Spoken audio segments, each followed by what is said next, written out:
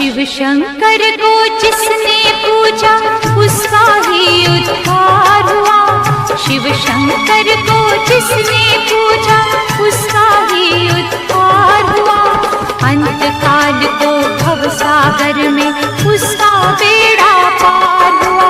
भोले शंकर की पूजा करो,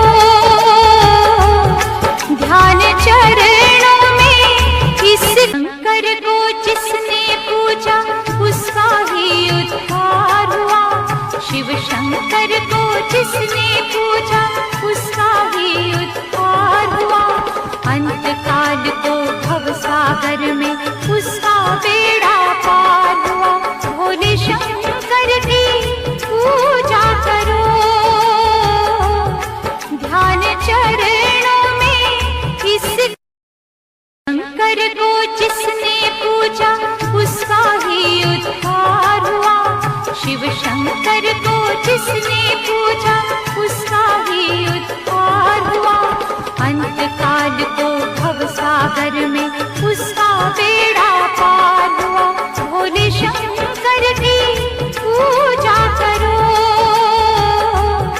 ध्यान चरणों में इस शंकर को जिसने पूजा उसका ही उद्धार हुआ।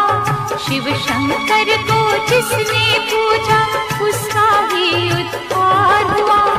अंत काल को भव सागर में उसका बेड़ा पार हुआ। भोले शंकर की पूजा करो,